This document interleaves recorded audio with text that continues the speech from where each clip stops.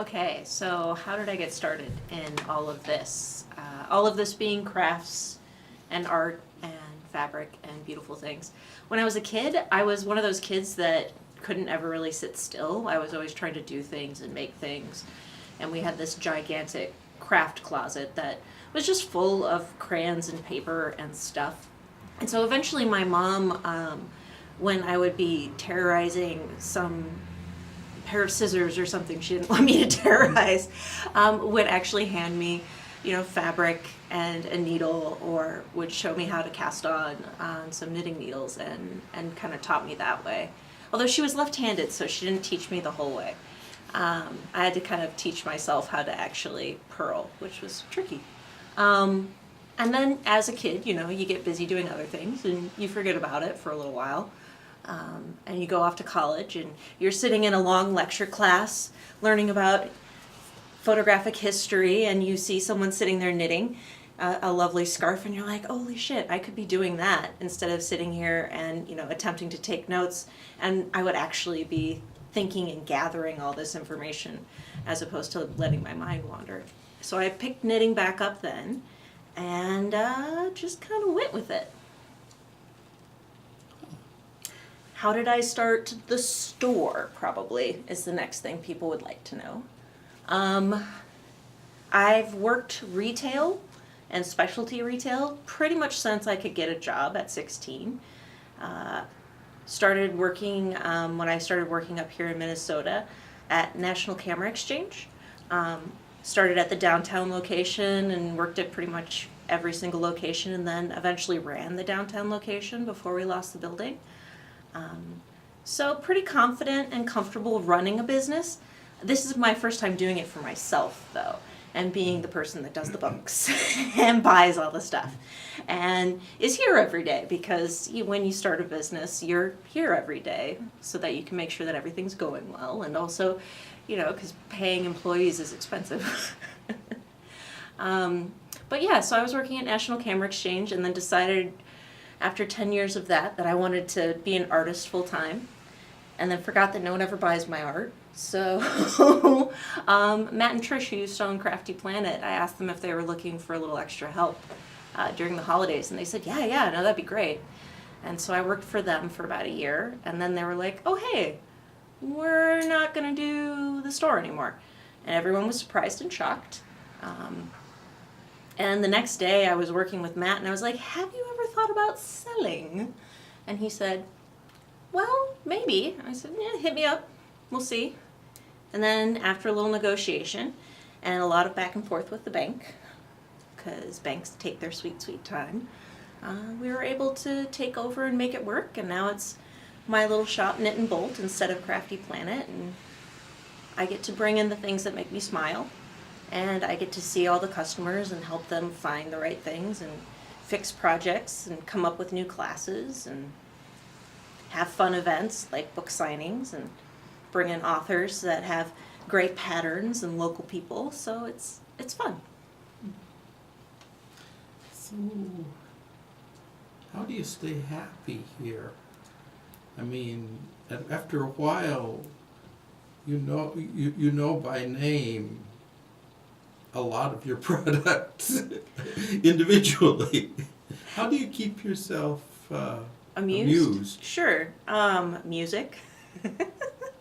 There's generally always music playing, and it's something that I can sing and or dance to while I'm here in the store. But being surrounded by things that I'm interested in and that I have a good grasp of knowledge on, but also can still learn about, and still learning about different fabrics and different fibers, still learning about different techniques, makes it a really kind of an enjoyable space to be in, as opposed to slinging fries or something, as opposed to get you in, get you out, get you in, get you out, over and over and over again. Making actual connections with the customers and having people who come in and say, hey Megan, look at this project I just finished, and are willing to show me the things that they finished. That really helps a lot. I can't imagine a more different retail environment than this and National Camera Exchange. I mean, I'm a longtime customer of National Camera Exchange. Well, I was going to ask, Yeah. so. So, I mean, stuff with seriously expensive stuff with seriously expensive margins, and not all that many versus probably thousands of single items in this place. There was a good chunk of, if we're just talking like SKUs and stuff, there was a good chunk of inventory to keep track of at National. But yeah, with here, there's definitely kind of a more varied price range. I'm probably not going to sell somebody, $10,000 worth of lens and memory card. But, you could very easily break $200 in fabric and yarn, especially if it's the good local stuff that's, been sourced on a farm like one of our farms. Lydia's flock. She's great. She has Icelandic sheep, which are a heritage breed, as well as Shetland sheep. And the way that she does her shepherdessing, or just shepherding, is very sustainable with the land. So they rotate where the sheep are around on the farm, so that way the ground isn't getting basically overused. And then when they shear and do all of that stuff, they make sure that it's processed at a responsible mill that's not using a whole bunch of chemicals, and it's actually a local mill too. So it's really kind of neat to be able to see the chain from the very beginning all the way to the hat that somebody makes out of it, or the shawl that somebody makes out of it.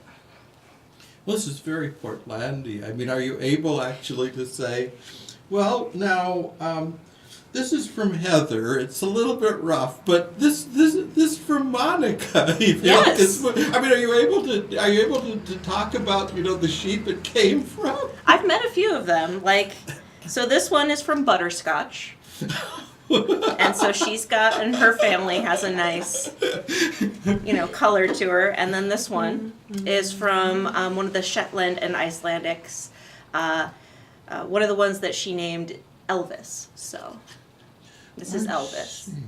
But now, I mean, how serious is this? I mean, first of all, the color is the dye, right? No. No, this is what the sheep. This is the sheep. color of the clean sheep. This is Okay. There's a little VM in there, which is vegetable matter, but yeah. Okay, so essentially, you're holding in your hand what you'd recognize if you took this to the farm and put it up against the sheep on a clean day. On a clean day, yeah. Nice. Okay.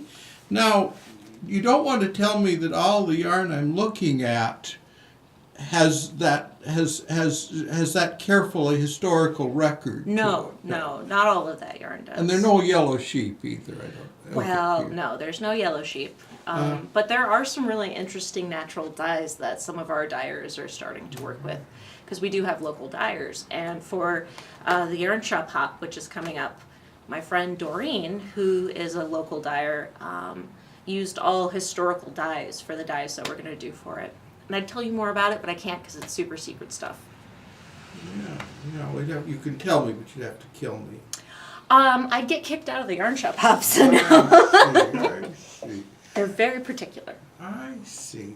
Well, now, this hour comes up, this possessive, so what kind of a network has its sort of spider in the center at the store? Me? Yeah, I'll say our and we a lot when I talk about the shop, and when I talk about we're doing this and things along that line. It's mostly to make it not quite so personal for me and take some of the responsibility off of my shoulders. But no, it's really on me. But I'm just wondering, I mean, the network The network we. Gosh, there's a lot of kind of networking that happens in Minnesota among the different craft communities. You've got the Knitters Guild, the Three Rivers Fiber Shed, the Modern Quilt Guild. There's even one called, the Lady Slipper Society, and they're all about hand embroidery, which is kind of cool. But there are a lot of different guilds out there that meet and talk and see and then have various members that they share. And so the connection kind of comes that way. So, what are your relationships with your suppliers like? Decent. Some Well, suppliers better than others. I mean, you know them. You visited. Sometimes you visited their places. Yeah, for the local stuff, I went out to each of the farms, which are all within, is it a 50-mile radius of the Twin Cities? And met a lot of the animals, which was fun, and got to see the processes and got to actually sit down at the farms and pick what we were going to bring in.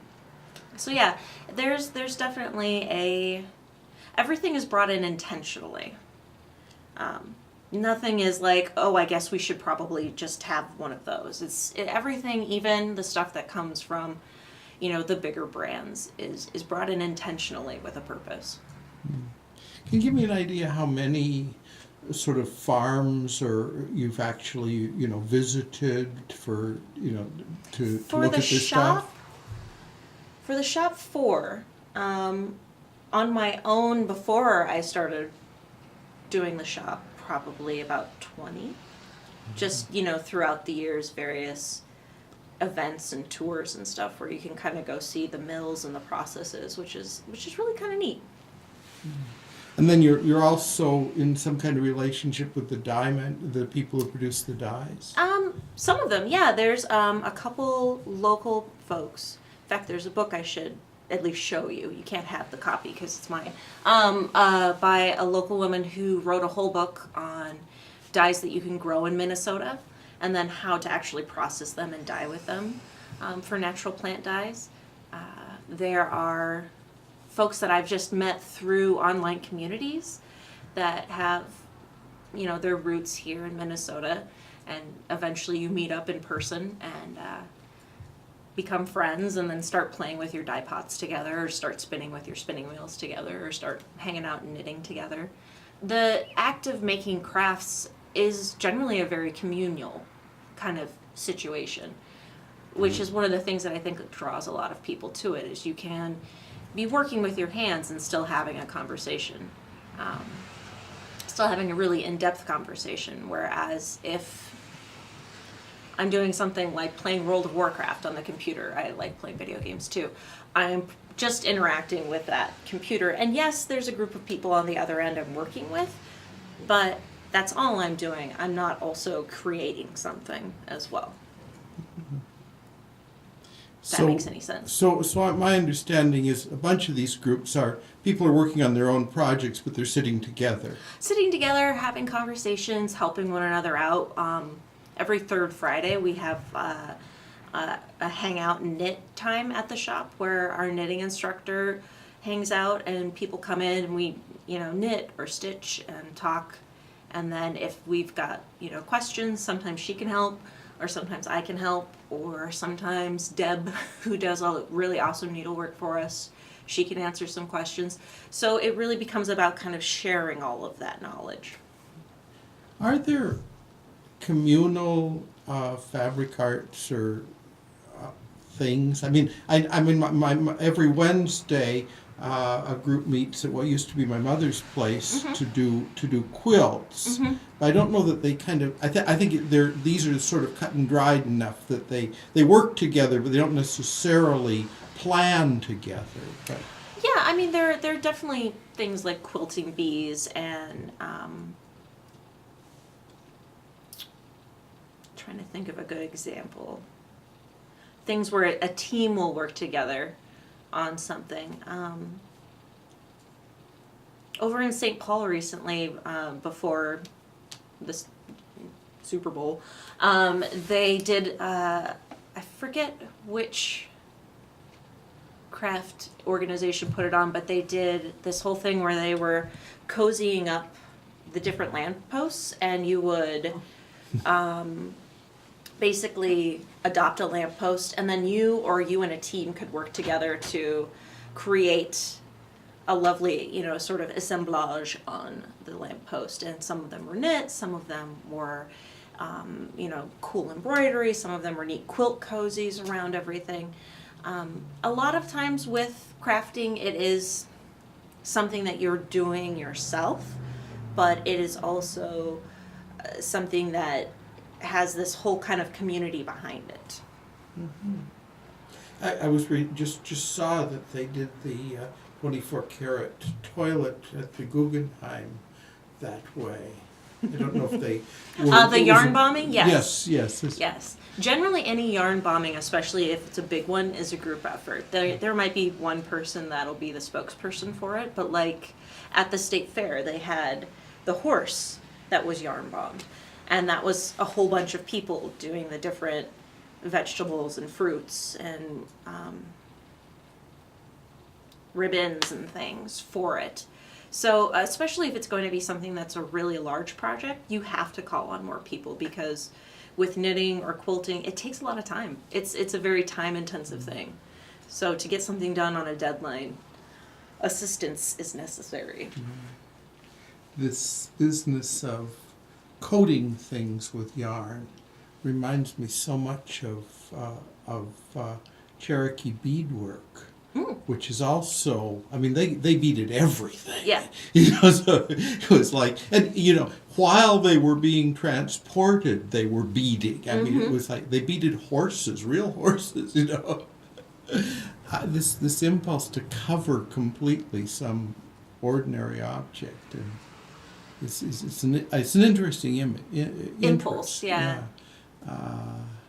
So, what's your kind of craft history? I mean, what sorts of things have you done, and how did the transitions go from one to another of your own fascinations? Have you had some times when you were just doing one thing, or have you always been doing a lot of things together? How has it gone? Times where where I've just done one thing, not very often. I tend to have a little bit of a short attention span when it comes to working on things. So a lot of crafters will have what they call UFOs, or unfinished objects, or WIPs, which are works in progress. I have a lot of those. I have more than I probably even know of, because I've forgotten about quite a few. But my crafting experience started with kind of hand stitching and making clothing for my Barbie dolls when I was a kid, and then deciding that they were too oddly shaped to actually make reusable clothes for. So I started using electrical duct tape to make clothes for them, because then you could just cut it off afterwards. That was kind of fun. And then I got really sick as a kid with ulcerative colitis, and so I lost a lot of energy, and that's when my mom taught me kind of needlepoint and cross stitch, and I did that for a really long time. And then we went to knitting eventually, and then knitting, a lot of times for people, knitting or crochet will transfer into spinning, because you want to see how this yarn that you're working with has been created. So I bought a spinning wheel and I started learning how to spin. And sometimes that'll then lead to dyeing the fibers, because you want to figure out, how can I make this thing that is in my head? And so I started dyeing then too, and then playing around with adding different items into the yarn, like feathers or beads or strange little doodads. Sometimes it'll lead to getting animals like Lydia and having a farm, or I've got Mr. Hoppers, a naughty little rabbit that lives in my house, who's an English-German Angora, who eats my couch and gives me hair, and I've spun that. But generally, it becomes, I'm going to work on something until either I lose interest or until I'm at a sticky point, and then I'm going to go off and work on something else for a little bit in order to kind of clear your head a little bit. For the shop, I've been doing a lot more sewing, because it's faster. You don't have to create the cloth as well as the item. You have the cloth, and then you can create the item from it. But yeah, when you're working on something and you keep finding, or when I'm working on something and I keep finding that I'm hitting the same problem over and over again, it's best to set it down and walk away and work on something else for a little while. Otherwise, you're just going to create a bigger mess. I learned that actually at MCAT in the darkroom. If I was working on a print and it was just not going well, I could keep working on it, but I was going to waste a lot of chemistry. I was going to waste a lot of paper and a lot of brain cells from all of that chemistry. So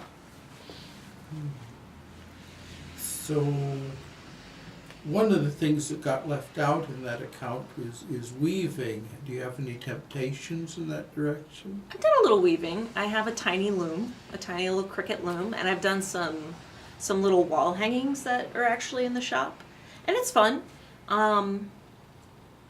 It would be interesting to do like a really big weaving and play with the gigantic looms, but the setup of them is a very long process. And anything that takes a little too long to set up isn't my favorite thing to do. Yeah, I like to hit the ground running. Those things are the ancestors of computers, quite literally. Oh yeah, totally. And so they have the. I've seen one. I mean, I talked to someone who was setting it up. It's unbelievable what you have to do to Yes. get it to work. And even with like, the bitty looms, it takes a lot of thought to go into it. And time. Just touring through the people I know who've been involved in craft in various ways. How do people feel about machine stuff? I mean, knitting machines is a thing. Mm-hmm. People have sort of hobby knitting machines, a sweater after work, that kind of stuff. It's not quite that quick, but yes. Are these the pariahs of the knitting community? No, not really. Everyone's kind of got their own thing. There are people who take and fix up old, like ancient sock knitting machines, which are circular knitting machines that were really popular before the First World War. Because you could crank out socks and send them over to the soldiers, and men use them all the time too. If you look at some of the old advertising, you can see a lot of pictures of these dapper gentlemen with their mustaches, and they're cranking away at the machines, which is always kind of interesting. But no, when it comes to machines like that, where you have to really set them up and you really have to hand crank, there's not so much like, oh, that's not real knitting, or oh, that's not real, sewing. Just because I'm using, an electrified singer and not a pedal machine doesn't mean that it's much different. If you talk to people who do hand embroidery, you'll generally get a little bit of pushback against people who use machines to embroider or who do embroidery using, computer programs and things like that. And there's always going to be a little bit of pushback against technology from traditionalists. In photography, I mean, you've got people who are doing tintypes again now because there's that pushback.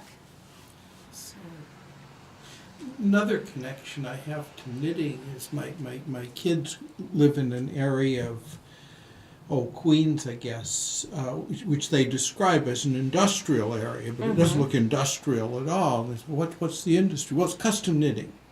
Okay. And people are making a lot of money, probably with computerized systems, but they're all in things that look a lot like apartment houses because, so is there a knitting industry in addition to all of this craft stuff? Is there a knitting industry in Minneapolis that you know of?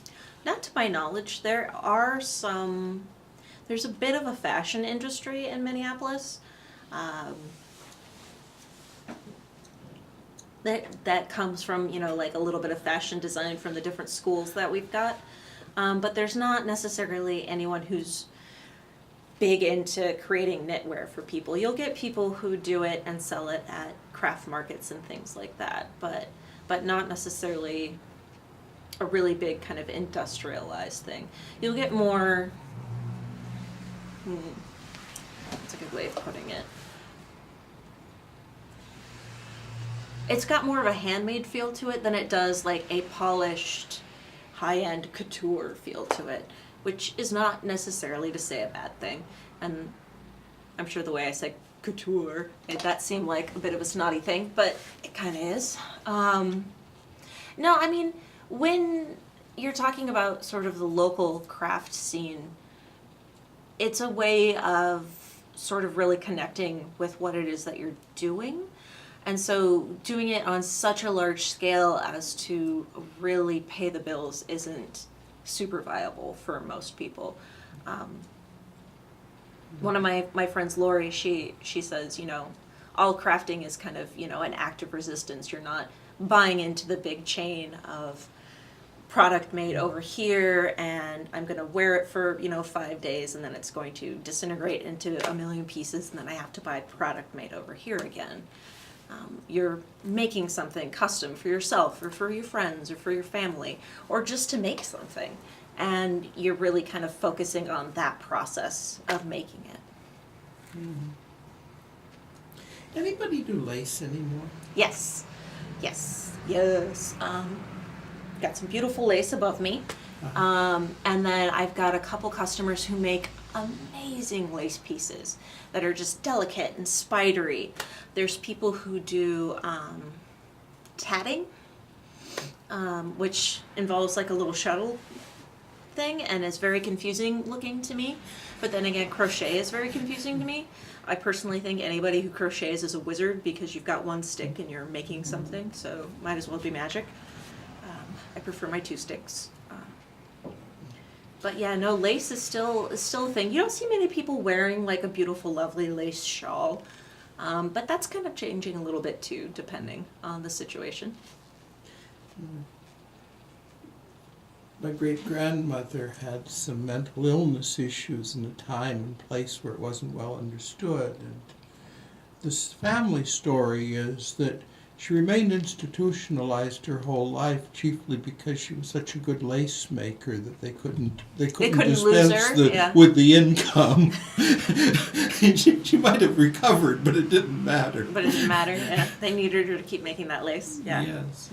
Well, and that's the interesting thing too is, working with your hands and doing a craft is a very meditative thing where one of my instructors, she's working with a PhD student at, I forget which college that's in the area here, but they're doing a whole class on, knitwear and how knitting kind of works into different things. And she's loving seeing these people who would never take it up sitting there after their hockey game and knitting on the bus and enjoying that kind of Zen moment, and the people just watching them knit, enjoying that kind of Zen, kind of like meditative space. Mm-hmm. Sorry, I wiggle a lot. Yeah, no, not okay. It changes your relationship to what's in front of you. Mm-hmm. Something. Well, and you get those little endorphins and the neural pathways. You've got to really focus on what you're doing and breathe. And it works to knit in lectures. Oh yeah. The rule about multitasking doesn't apply. Not really. A lot of Waldorf schools, they'll have that clay that children can kind of play with and manipulate. The idea is that if your hands are busy, your mind is free to learn. And if it's something that you don't have to really focus on, if you're just doing garter stitch back and forth, back and forth, back and forth, it's all muscle memory. I can knit without looking at it and not drop a stitch because I've been doing it for so long. If I was just learning how to knit, probably not. But as someone who's done it for so long, I can walk and knit.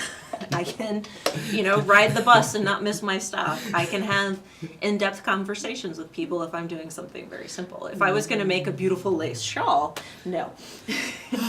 Yes.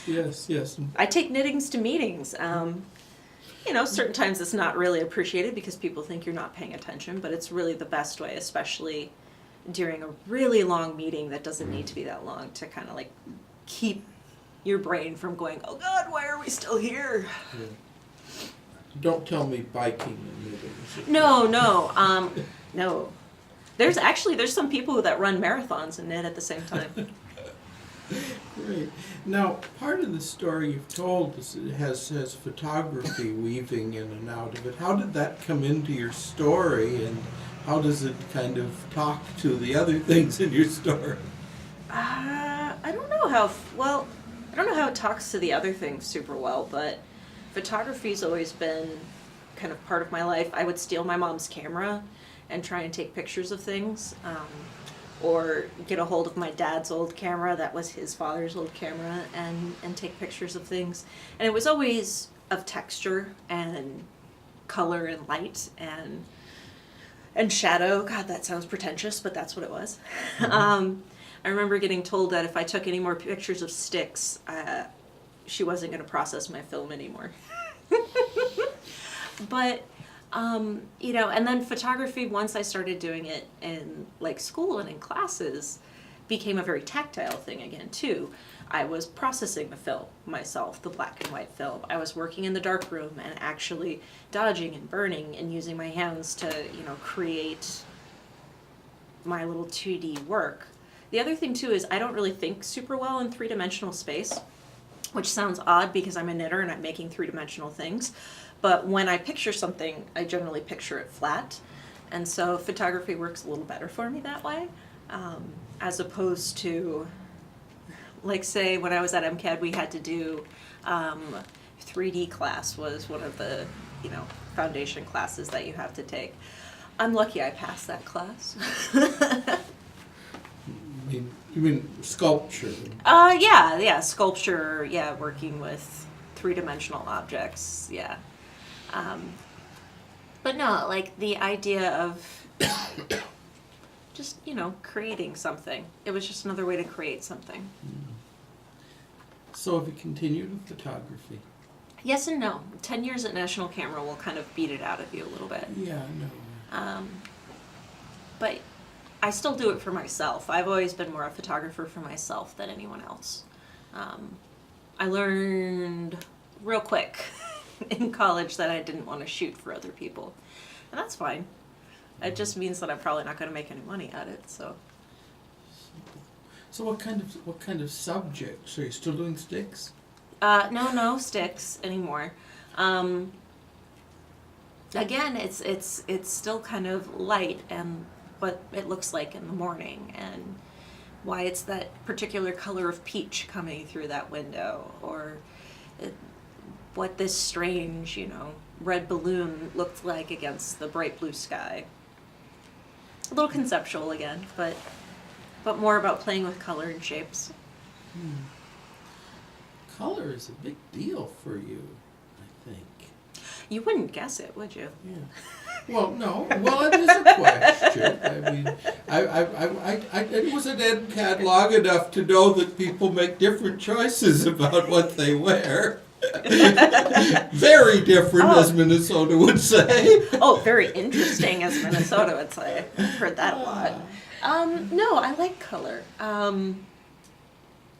Color can very easily express moods and bring joy, or move you through sadness if you need it to. Color is very necessary, especially during during the winter in Minnesota. Color is very necessary. So I have to ask, since you opened the door, you're in grays and blues. Is that today, or is that No, this is actually uniform? this is fairly the uniform. Grays, blues, your occasional T-shirt with a witty saying or subversive information on it. No, I tend to wear mostly grays and blues, but at least in the store it becomes kind of a habit. Have you ever noticed when you walk around, like, let's say the Locker Art Museum, you don't really see anybody who works there wearing a lot of color? And the reason behind that is they actually have a dress code, and they don't want you to wear anything too printed or too colorful because they don't want it to detract from the art. Yes. You're supposed to be looking at the art. I could say that it's because I want you to look at the yarn and I want you to look at the fabric, Yes. and I don't want you to look at me. Yeah. It's partially that.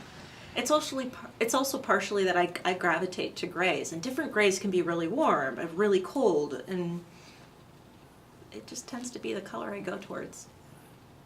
I expect when a Wrinkle in Time gets into everybody's head, we're going to see an explosion of color. And, Oh, that would be cool. Pretty all over. I'm excited for that movie. I think it'll be good.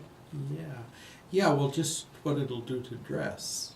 I mean, if Wonder Woman didn't do something for dress, I don't know whether it did. It's a little hard to be Wonder Woman. It's a little hard to be Wonder Woman.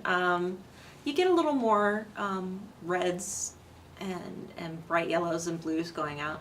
If you've ever kind of noticed in comic books, the heroes are always in primary colors, and the villains are always in secondary colors.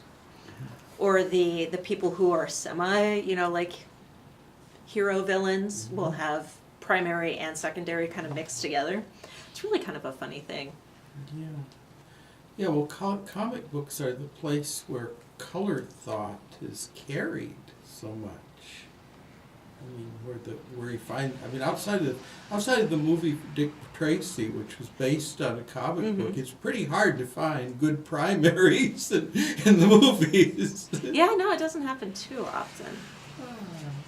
So are you a primary person or a secondary person or a pastel person or? Not a pastel person. Where do you I love a good mint green, but not a pastel person. Nice. I used to hate pink, and I've kind of fallen back in love with it as an accent color now. As a little kid, I had a little sister, and she loved Barbie and pink and everything, ballerina and princess, and I was growing up, in the early 90s, late 80s, and what was it? That wave of feminism was very much about tamping down anything and everything that was considered traditionally female, which is sad, really, when you think about it. You lose a lot of history that way.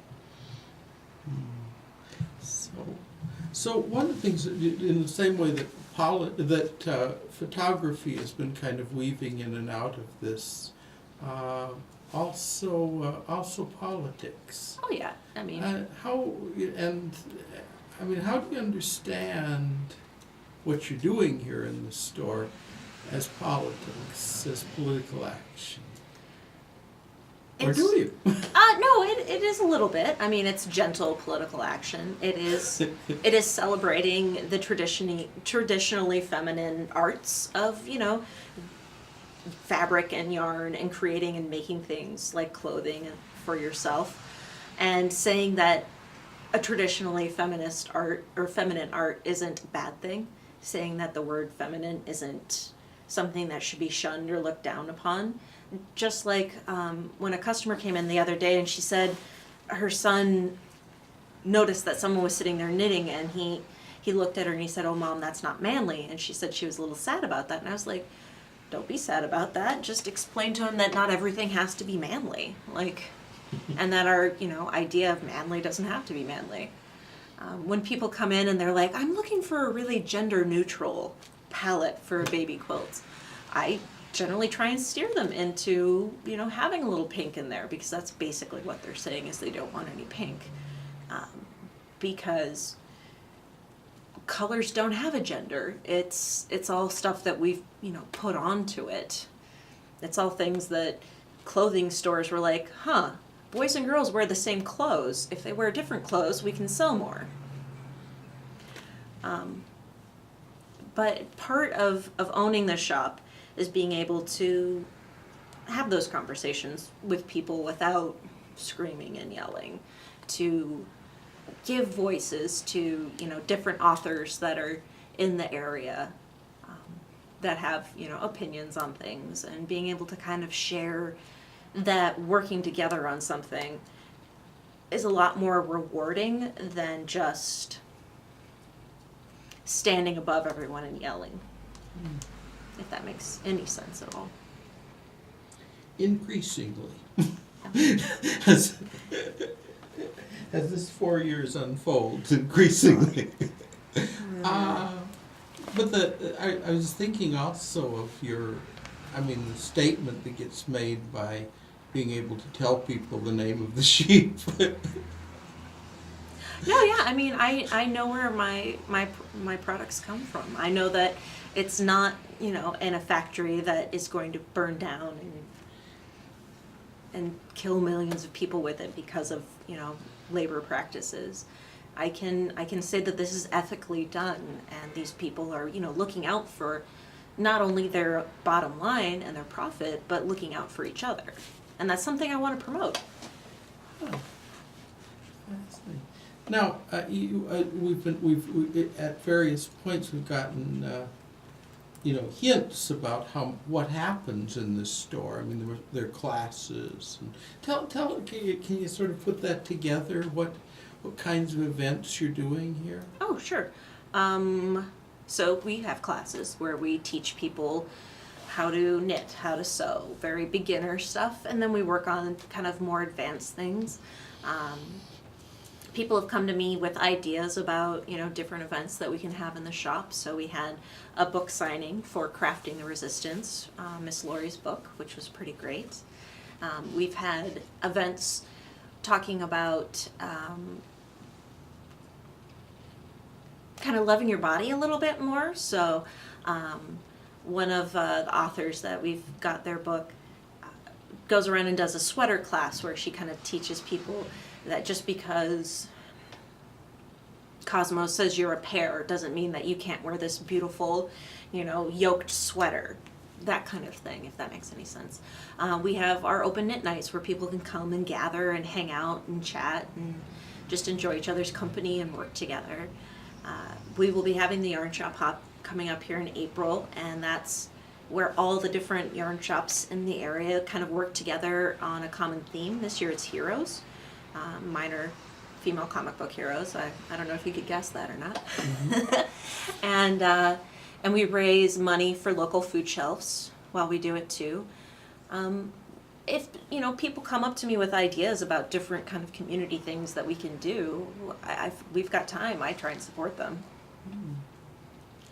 So, I have to ask, because you mentioned it. What kind of thing does one do for female comic book heroes? So, yeah, it's kind of broad, isn't it? Very conceptual again. Princess Leia was like my very first hero when I was growing up. There was a bold woman in movies that when we were, playing as kids, I grew up in a neighborhood of pretty much all boys. I got to be Princess Leia, and I got to be a badass.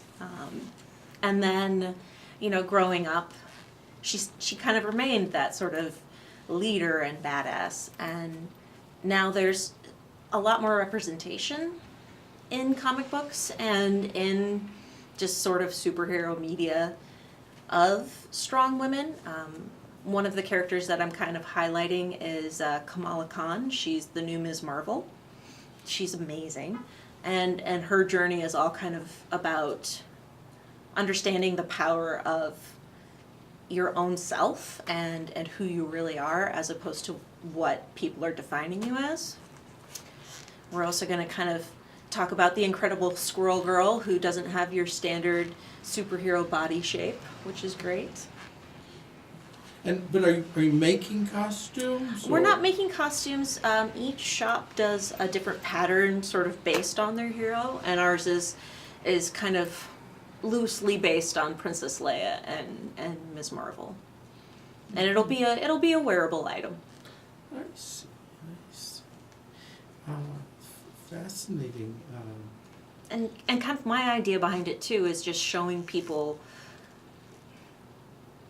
that these characters exist. I know a lot of people know that they do already, but there are definitely a lot of people who've never, been introduced to them. So if I can share that, I will.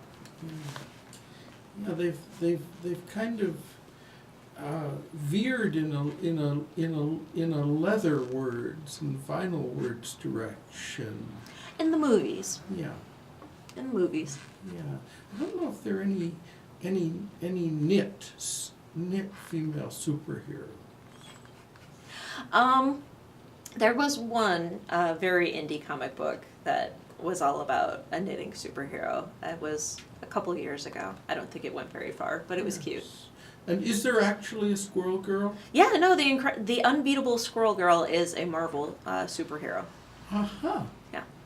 Wow. Wow. I have to tell my comic fan friend about, what's the date on that? Oh, the unbeatable Squirrel Girl. She's been around for a while. I want to say she probably was introduced in the early '90s, but she's had a bigger resurgence lately. I see. So, I don't know. I have the comic in the back. Oh wait, no, I took it home. Never mind. so, I mean, my wife's folks are small business owners, and the issue is, it's always been for them how to keep the small business from being absolutely every second of their lives. If I can figure that out, I'll let you know. So it pretty much does. It's Yeah. It's pretty much everything. Yeah, no, we were joking earlier that while Monday is technically my day off, it's never a day off. Yeah. It's always go to the bank or do bills or do paperwork or take photos for the pattern for the yarn shop hop or, different things. I tease my friends, if you want to see me, where you can find me. Like, I'll be here. Yeah. Public artists are that way, I learned. If you're building, 80-foot fish. Yeah, I know. They're the easiest people in the world to interview. They just say, we're always in the studio. We'll be anytime. right here. Yeah. Day and night, we're always ready for a break. Just come in. Huh. Yeah. Well, Yeah, it's very much similar to kind of the art process that way. Yeah. So, is that something you imagine is bearable long term? Maybe not long term, but for a while. Yeah. I mean, the plan is to eventually hire some people part-time and actually take a real day off once in a while. But I like to keep moving and I like to keep busy. That's how this all started. I see. Now, I have to ask, just because it's part of the culture, is franchising in your future? Probably not. There probably won't be another Knit and Bolt somewhere in Minneapolis, but I don't know. You never know. Probably not, though. I see. I mean, it's just sort of the scale of the thing. You've got a lot of space here. Oh, thank you. I want more. Really? Oh, yeah. I want to have a bigger classroom. Oh, think of what I could do with all that space. It would be amazing. Yeah. But, we're only on year one, so we'll wait. Well, you sort of gradually, like the Cafe Diana in Chicago, you gradually take over the whole block. Yeah. We could do that. I like the coffee shop, though. We got to keep them. Yeah. Well, if you can attach yourself to an exercise studio, people can do their cool down with knitting needles. There you go. That would be, and a coffee shop. Lots of alliances to be formed. How much do you get into color consulting? Color consulting? This business of put a little pink in that maybe kind of stuff. Oh. Often. I mean, one of my friends told me when I was working at National Camera, people don't go to National Camera to just pick up and buy something. They go to hear your opinion, and it's the same thing in a shop like this. They come here, and if they want someone's opinion, they're going to ask for it, because I am around this stuff all the time, and what goes with what is definitely something people need a little reassurance about. Yeah, they don't want to produce a whole sweater and then discover that this doesn't go with that. Yes. Or work on a quilt for, a year and then go, oh, this brown is just the worst. No, yeah, helping people pick stuff out can be really fun. It can be very frustrating, but it can be really fun too. Yeah. A particular question. My mother was a quilter on a lot of things. I mean, she would have loved this place. Oh. But she was her most of her stuff was these huge quilts, $1,000 quilts. Oh yeah. But she used a machine to sew them, and there was always a question whether that was authentic. Yes. That's the answer? That's my answer. Is this That's- the community consensus? That's my consensus. No, that's authentic. That's authentic to her process. Yeah. I mean, yes, you can hand stitch a million tiny blocks together. Like, if you were watching Alias Grace on Netflix right now, while she's being interviewed by the doctor, she's working on the wedding quilt for one of the daughters, and she's sitting there and she's hand piecing things together. You could totally do that. It'll take you a long time to get anything done, and most of us don't want to spend, like 3 or 4 years working on one quilt. And we don't have to if we don't want to. It's still authentic. If we're talking about like the technique of hand quilting that they do over in Hawaii, there's some beautiful hand quilted stuff over in Hawaii. Now, if someone did that with a machine, they wouldn't be able to call that authentic, Hawaiian hand quilted item, because it's a different technique. It's like learning your craft. You've got different ways of doing photography. You've got different ways of doing knitting. And each one is authentic to that style. Yeah. Well, I think part of what was influencing the way my mother did it was that, these were family items. I mean, as the grandchildren came along, they needed quilts. As they got married, they needed quilts. Yeah. You couldn't, if you took 4 years to do a quilt, you couldn't. That's you not going to couldn't be a supply baby the anymore. need. Yeah. Yeah. So, that kind of thing is, and that's an element of this. I mean, there is a tradition in families going back. Do you feel yourself, or do you see yourself in a line of craftspeople? Myself, no. I'm a blip in my family, or an oddity, I should say. I get to experience the line of craftspeople with the customers that come in, and with the projects that they're doing, and with helping them with the projects. I get to kind of experience that longevity and that connection that way. And is there? It's hard to quite know how to put this, but I think it's a question anyway. Is there a kind of brain that craftspeople have? I mean, is there something? Is it likely that they're going to find this place on the gene that that they are on the chromosomes that they can identify as what this as the craft portion? Is there something interestingly special about craftspeople?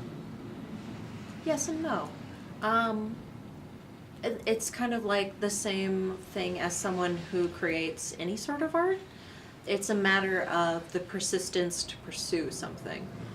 I love music, and when I was a kid, I played piano, and I would do piano lessons. I enjoyed playing the piano. I hated practicing. The repetition of over and over and over again, and hearing the same thing over and over and over again drove me nuts. So I can't be a musician.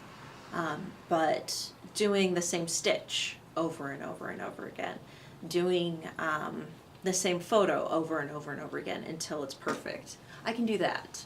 And it's not necessarily a crafter thing, I think. It's a human thing, is you find the thing that you can work at until it's perfect, or until it's as perfect as you can get it. Because nothing's ever going to be perfect.